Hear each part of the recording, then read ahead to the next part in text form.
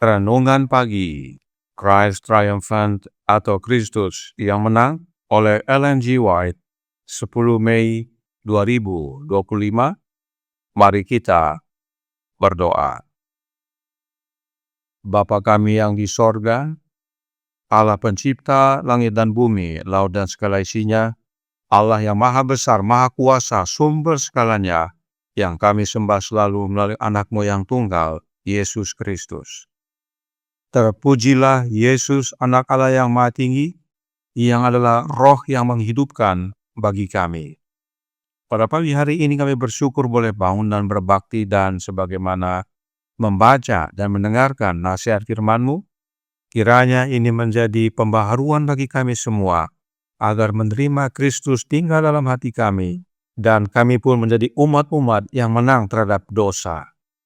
Beserta kami sepanjang perbaktian ini, kehendak-Mu yang jadi, ampun kami akan dosa dan salah, karena kami berdoa hanya dalam nama Anak Allah yang tunggal, Yesus Kristus, yang adalah Tuhan dan Juru Selamat kami.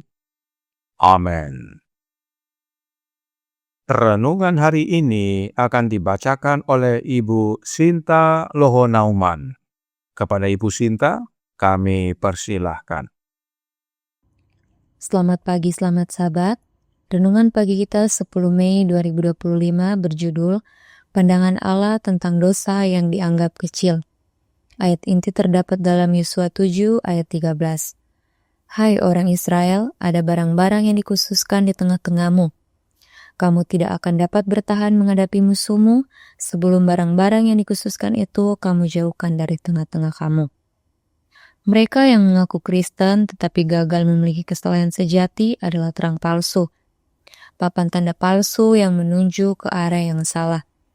Mereka gagal membawa asas kebenaran yang mereka akui untuk diyakini ke dalam praktik hidup mereka, dan menganggap dosa serta kesalahan mereka sebagai hal yang remeh. Ketika akan mencuri sebatang emas dan jubah buatan Sinear, ia juga menganggapnya sebagai hal yang remeh. Karena dosa satu orang ini, hadirat Tuhan ditarik dari pasukan Israel. Tuhan tidak mau melayani dengan dosa-dosa mereka. Ketika anak-anak Israel maju melawan Ai, mereka dikalahkan. Ketika mereka kembali dalam keadaan malu, dikalahkan oleh musuh, Yosua pun mengoyakkan jubahnya dan sujudlah ia dengan mukanya sampai ke tanah di depan tabut Tuhan hingga petang. Bersama dengan para tua-tua orang Israel, sambil menaburkan debu di atas kepalanya. Dan berkatalah Yosua, Tuhanku Allah, mengapa engkau menyuruh bangsa ini menyeberangi sungai Yordan? Supaya kami diserahkan kepada orang Amori untuk dibinasakan? Lebih baik kalau kami putuskan tadinya untuk tinggal di seberang sungai Yordan itu. Oh Tuhan, apakah yang akan kukatakan setelah orang Israel lari membelakangi musuhnya? Apabila hal itu terdengar oleh orang Kanaan dan seluruh penduduk negeri ini, maka mereka akan mengepung kami dan melenyapkan nama kami dari bumi ini.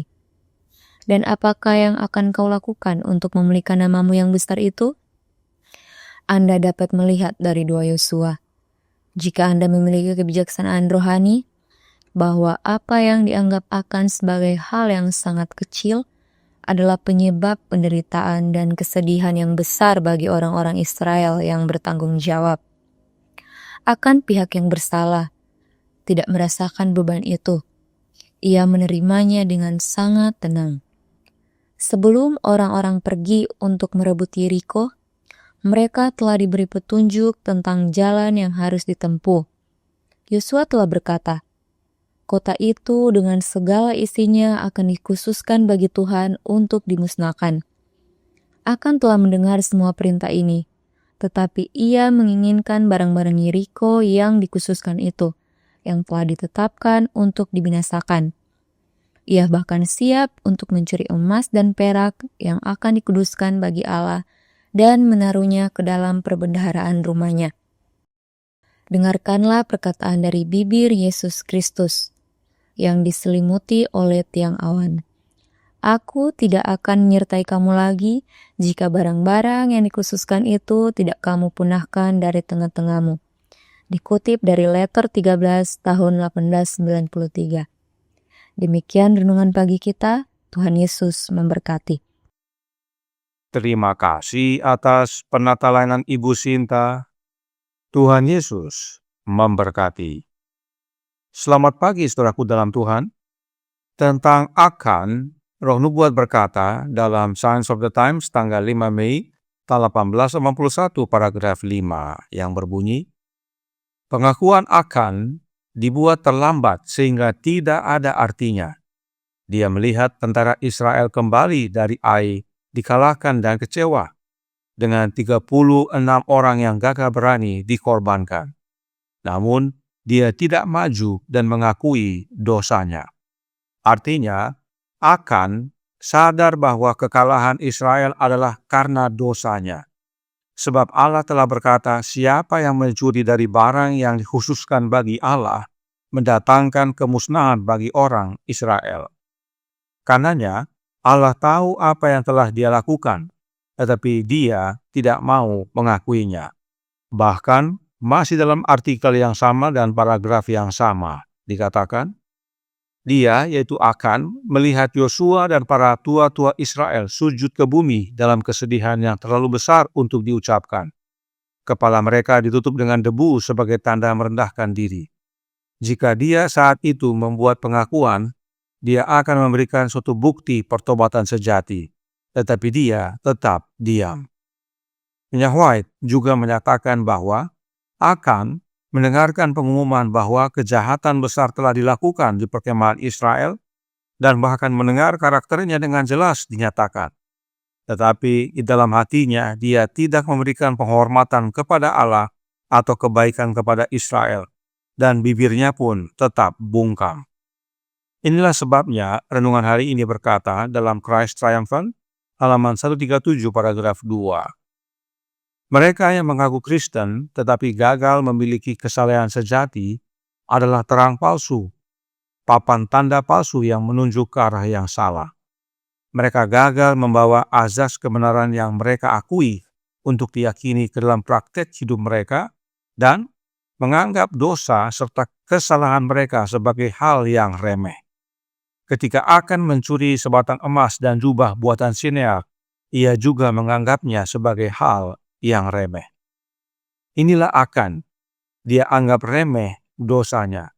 Sehingga, meski Yosua dan para tua-tua Israel sujud ke bumi dalam kesedihan, akan tidak tergerak untuk mengakui dosanya. Akan tetap diam. Oleh karena tidak ada yang mau mengaku, akhirnya dilakukan sistem investigasi yang Allah nyatakan kepada Yosua agar mengungkapkan siapa pelakunya. Dan benar, akhirnya didapatilah bahwa akan yang melakukan pelanggaran. Apakah akan setelah kedapatan mengakui dosanya? Oh ya, diakui. Tapi kenapa? Signs of the Times tanggal 5 Mei 1881 paragraf 6 menyatakan, begitu besar keteguhan dan kegigihannya, sehingga bahkan pada akhirnya Yosua takut dia akan menyatakan bahwa dia tidak bersalah, dan dengan demikian mendapatkan simpati dari jemaat dan memimpin mereka untuk tidak menghormati Allah. Dia, yaitu akan, tidak akan mengaku jika dia tidak berharap dengan melakukan itu dapat menghindari konsekuensi dari kejahatannya. Harapan inilah yang menuntun pada keterus-terangannya dalam mengakui kesalahannya dan menceritakan rincian dosanya. Dengan cara ini, pengakuan akan dibuat oleh orang yang bersalah ketika mereka terhukum dan putus asa di hadapan pengadilan Allah, ketika setiap kasus telah diputuskan untuk hidup atau mati. Pengakuan yang dibuat kemudian akan terlambat untuk menyelamatkan orang berdosa. Akan akui, sebab dia berharap oleh pengakuannya tersebut dia dapat menghindari hukuman. Tetapi sudah terlambat. Ini penting kita pahami, karena inilah gambaran orang-orang yang bersalah di hadapan pengadilan Allah nanti. Sudah tidak ada harapan lagi, namun mereka masih berusaha bebas dari hukuman dengan mengakui semuanya. Tetapi sudah terlambat. Inilah pentingnya kita pahami kondisi akan. Jangan sampai hal ini terjadi kepada kita. Jangan anggap dosa itu hal yang remeh. Mengapa manusia bisa menganggap dosa itu remeh? Di Instructor tanggal 1 Februari tahun 1894 paragraf 6 berkata, Allah telah lama bersama mereka, telah memberi mereka keuntungan dari terang dan pengetahuan, tetapi sikap mereka terhadapnya adalah, kami tidak menginginkan jalan-Mu, ya Allah, tetapi jalan kami sendiri. Ini pentingnya kita pahami akan dosa Akan ini. Pelanggaran Akan tersebut menyatakan bahwa dia memilih untuk mengikuti jalannya sendiri dibandingkan untuk menuruti jalan Allah. Dosa itu bukan sekedar perbuatan, tetapi kondisi hati. Perbuatan dosa itu adalah buah dari apa yang terdapat di dalam hati. Karenanya Roh Nubuat menasihatkan dalam Education halaman 57 paragraf 3 yang berbunyi, keperluan dunia yang terbesar adalah keperluan akan manusia, yakni manusia yang tidak dapat diperjualbelikan, manusia yang dalam jiwa raganya setia dan jujur, manusia yang tidak gentar menyebut dosa itu dosa, manusia yang angan-angan hatinya setia pada tugas seperti jarum menunjuk kutub, manusia yang akan berdiri demi kebenaran walaupun langit runtuh. Pertanyaan bagi kita semua, apakah kita bisa setia pada tugas seperti jarum menunjuk ke arah kutub, serta berdiri demi kebenaran walaupun langit runtuh hanya dengan kekuatan diri kita sendiri? Tentu tidak bisa. Masih dalam halaman yang sama, dalam paragraf 4 dikatakan, tetapi karakter seperti itu bukanlah hasil kebetulan. Itu bukan hasil pilih kasih atau sumbangan Allah. Suatu karakter yang mulia adalah hasil disiplin diri, hasil penaklukan alamiah yang rendah kepada yang luhur, penyerahan diri kepada pelayanan kasih bagi Allah dan manusia. Ada hubungan antara penaklukan alamiah yang rendah kepada yang luhur dengan penyerahan diri kepada pelayanan kasih bagi Allah dan manusia. Dan hubungannya adalah Christian Education halaman 200 paragraf 1 yang berbunyi, hati di mana kasih Kristus tinggal akan terus-menerus memanifestasikan pemurnian lebih dan lebih, karena mata air kehidupan adalah kasih kepada Allah dan manusia. Ini adalah kekristenan. Kasih kepada Allah dan manusia adalah hasil dari kasih Kristus tinggal dalam hati kita. Tidak lagi mementingkan diri dengan barang jarahan, tetapi menurut kepada perintah Allah, serta tidak lagi menganggap dosa itu sepele, sehingga kita akhirnya dapat maju bersama Yesus dan menang. Tuhan memberkati, saya bawa dalam nama Yesus. Amin. Mari kita berdoa. Bapa kami yang di sorga, Allah pencipta langit dan bumi, laut dan segala isinya, Allah yang maha besar, maha kuasa, sumber segalanya, yang kami sembah selalu melalui anak-Mu yang tunggal, Yesus Kristus. Terima kasih atas nasihat yang penting sekali bagi kami, agar kami tidak mengambil jalan kami sendiri, tetapi takut akan Engkau ya Tuhan dan menuruti akan jalan-jalan-Mu. Sebab bila mana kami menuruti akan jalan kami sendiri, ya Bapa, itulah wujud kami menganggap remeh akan dosa, dan membuat kami tidak mau mengakuinya, dan akhirnya kebinasaan menjadi bagian kami. Karenanya tolong kami ya Bapa, karuniakanlah roh anak-Mu dalam hidup ini, sebab hanya dengan tinggal dalam Yesus dan Yesus tinggal dalam kami, maka kami menjadi manusia-manusia yang tidak dapat diperjualbelikan. Manusia yang jiwa raganya setia dan jujur, tidak gentar menyebut dosa itu dosa, serta angan-angan hati setia kepada tugas seperti jarum menunjuk kutub, dan berdiri di atas kebenaran meskipun langit runtuh. Beserta kami sepanjang hari ini kehendak-Mu yang jadi, ampun kami akan dosa dan salah, karena kami berdoa hanya dalam nama Anak Allah yang tunggal, Yesus Kristus, yang adalah Tuhan dan Juru Selamat kami. Amin.